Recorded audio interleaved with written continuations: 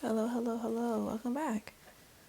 This is going to be me using a practice finger to show you guys how to practice laying your acrylic actually onto the tip of the nail, picking up beads, your monomer to acrylic ratio. This is just going to be a practice finger that I have. I've already applied the first tip underneath. I'm going to buff it out just as you would the natural nail. I'm going to get my sidewalls together, bring them in just like this, file at the free edge. Once I've done that, I'm then going to go in with just a tip. If you want to practice stiletto, you put stiletto. If you want to practice square, you put square. I'm going to take my tip. Of course, I don't have any nail glue. Hold on. Take my nail glue, a very small dot of that, and it's just going to go right onto the tip, like so. With these practice fingers, you have to allow more time for the tip to adhere, just because there's no natural body heat on these tips, so it takes just a little longer. So I'm just going to start pressing my fingers to the tip.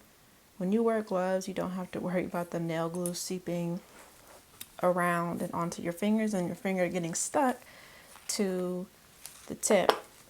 So now that that's on here, I'm going to give it just a couple of seconds, make sure it's really good on there. I take nail scissors. Most of the times when you use the tip cutters, the ones that look like this, they can't get on because when you're doing short ones, you can't get too much closer than this. So I prefer to use just regular nail scissors. I kind of cut it a bit crooked, so I'm going to bring it down even more, just so I can get a straighter line. Now I go in and shape.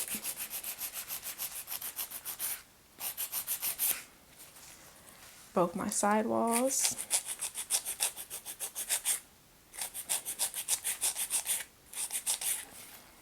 Also the free edge. Working with the practice finger, I like to really hold on to it because it's not really on here good. When you're doing clients, you don't really have to worry nearly as much. But when you're using your practice fingers, you have to be a little bit gentle and hold it in multiple places so it doesn't fall off. Now I'm going to be going in and filing where the tip meets the free edge. This will be the natural nail plate. So going in at the free edge and blending out this line of demarcation.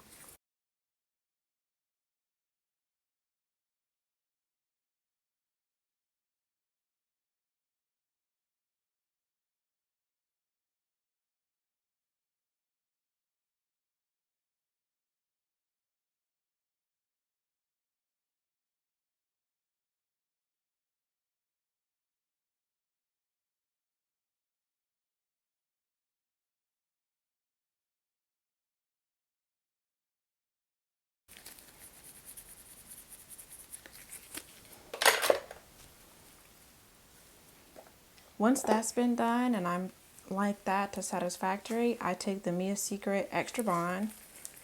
Even though this is a practice finger, you still go through all of the steps because that's the only way you're going to really make sure that it becomes routine when you're working on clients.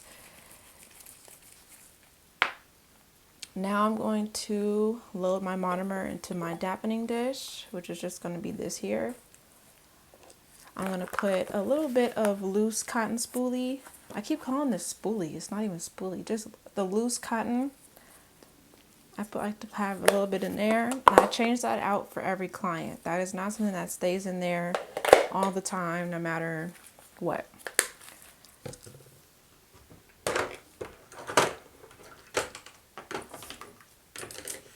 The monomer that I'll be using is going to be the Not Polish EMA monomer. I'm only doing one nail. I'm only doing one nail, so I don't need to have a whole bunch of monomer. If you over pour your monomer when you have clients that come, you're going to end up wasting a lot of your product. Learning that less is more, you can always pour more versus having to soap it all up and throw it away. Start with a little, learn your product. That way you're not wasting nearly as much. And that's more than enough monomer for what I'm finna do. When working with monomer, I always wear non-latex gloves, a face mask, and eyeglasses. You do that just for the sole fact that it's not the exposure that is dangerous to you as a nail tech, it's the overexposure that you're more or less worried of and kind of have to always keep a mind out. My brush is a little wonky, so I'm going to fix that right quick. I'll show you actually how to fix that because this happens to me a lot. I just take a clean towel and you break apart that acrylic that's just kind of like sitting there. Let me zoom y'all in so y'all can really see. This side is good, but it's this side that there's a piece of acrylic. I would take the time to make some brush cleaner, but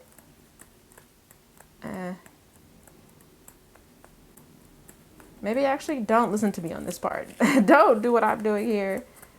But this young nail brush holds up really well. And plus it's already on its last leg, so I'm really not too worried about it. Okay, so boom.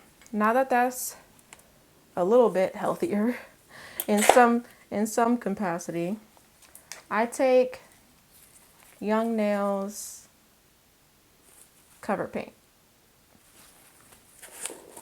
Our acrylic powder should never be on the same paper towel that you're going to be wiping on monomer.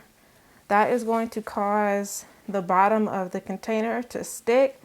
Over time, it's going to eat away at the bottom. So you just want to try to avoid that as much as possible. Okay. Starting with my first bead, I'll always place my first bead right above where the tip meets the natural nail. That way I know it's secure from sidewall to sidewall, and so that I still have space to apply one more bead along with my cuticle bead. A lot of people want to go back and forth with the 3-bead method. It's just not that serious. Do as many beads as you need to get a solid application. Dipping your brush in your monomer is going to be the most important step. Your brush should always have monomer in it. Always. You'll be able to see a full brush versus once you wipe it off, a not full brush. You can see on all sides the belly of the brush, which is right here, looks empty. Versus when I go around and I sop up some monomer, my brush now has product in it. So when I go, I like to wipe one side gently. Then I'm using the side I did not wipe, turning it this way, dipping into my monomer. You can see here how the acrylic powder ratio is starting to smoothen out. That's when I go and I turn it around and apply it onto my tip. If it's a little dry, I'm picking up a little bit more monomer and placing it right there on that bead. Wiping my brush, dipping a little bit back, wiping. That bead was a little dry because I'm kind of sitting here talking too much, but that was still a savable bead. A lot of times people want to wipe off and start over. It's totally up to you and your personal preference. I'm not wasting product. Okay, a lot of this stuff, when you really start to buy the name brands, this stuff is a bit too expensive just to be sitting here wiping it away. If it's not savable, by all means, wipe it away. But if you can save it, try again. So again, wiping the opposite side, turning it over, and just picking up whatever my brush picks up, allowing it a little bit of cure time, and applying it over top of the bead I've already placed while it's still a little damp. I use the back pedaling motion to blend into what I've already done and patting sidewall to sidewall. I don't need to wipe. This motion is going to make the acrylic spread all over. I want my acrylic to be focused where I want it to be. Once I'm ready to wipe, I'm wiping the sidewalls and wetting my brush a bit because I see it's getting a little dry, and I'm just molding this acrylic. Dipping back in. Let's zoom out just a tad. Dipping back in, wiping one side, going in for a bead. That's my bead there, applying it a little bit halfway as to where my other bead just was. Blending so that it's seamless. When I have running going on, you're just going to go catch it, pat it, back into place.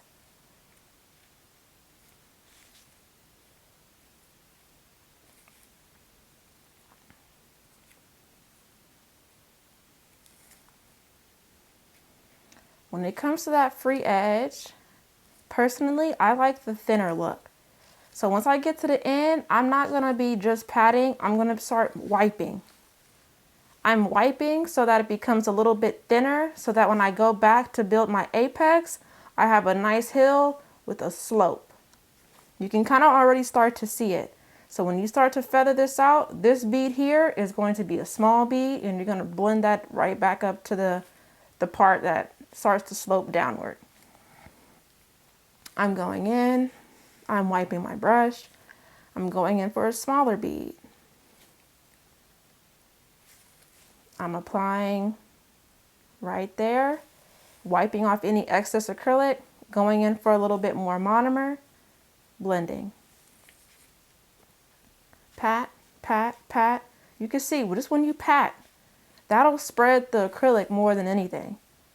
Swipe my sidewalls to keep those thin, and square out this acrylic. Just like that.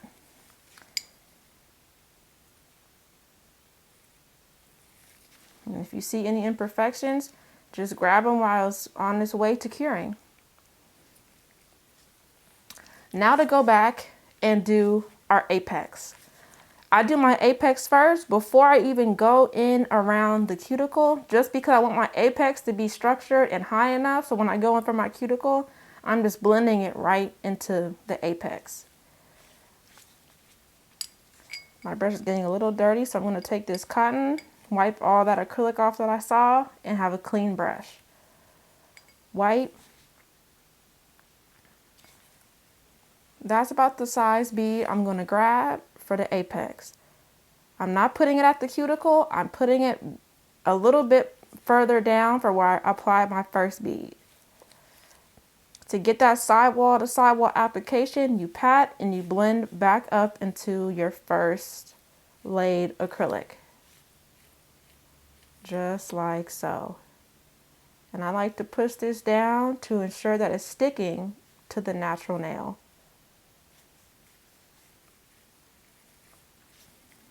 Now it's time for my acrylic bead. You see that small space before the apex? This is the apex.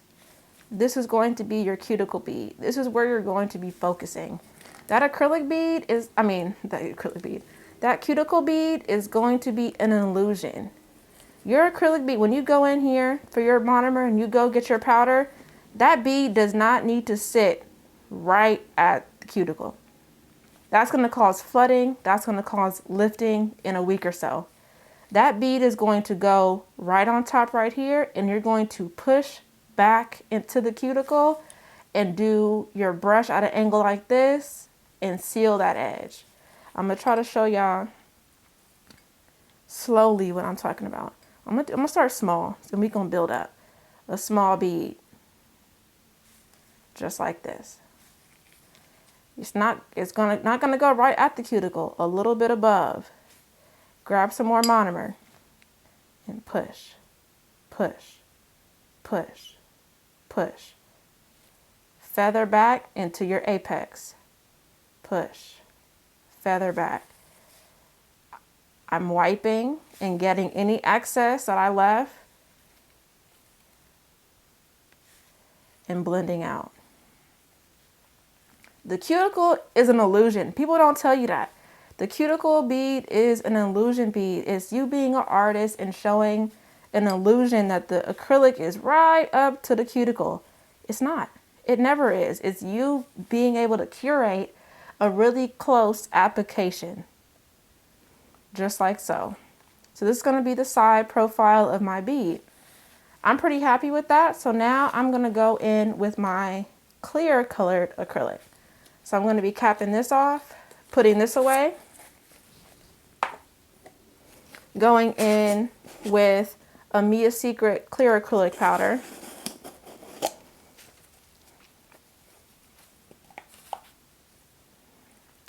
This bead is going to be very runny. It's not, and this bead is also not going to go at the cuticle at all. I mean my cuticle and my apex. It's already built. If I put anything else on top of this, my nail is going to then be bulky.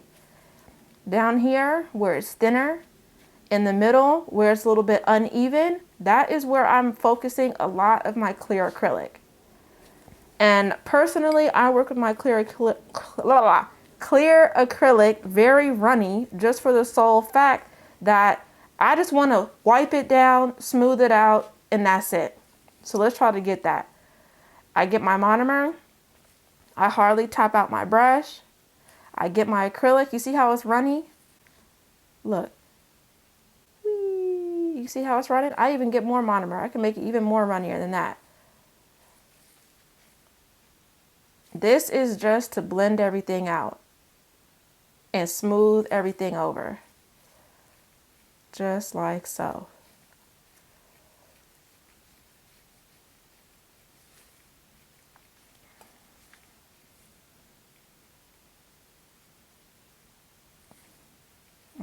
I'm going to get a little bit more and just feather it down. A little bit more. Place it here. Feather it up because that's where I feel like I need it. Pat it here to keep it in place. Wipe my sidewalls to keep my super square shape. Adding a little bit more monomer to my brush so that I'm not working with tacky product. Wipe it. Ooh. So there, it wasn't quite cured and ready for me to wipe, so I just wipe it up, pat it back into place and let it cure there.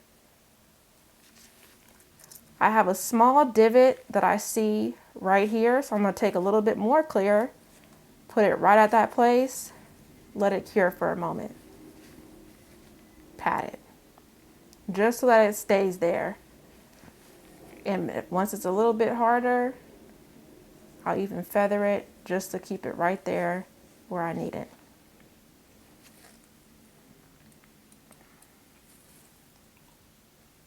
Just like that. And that's how I'll apply acrylic and grab my beads. I'm going to show y'all one more thing. And I'm going to do it with the colored because I feel like it's easier to see.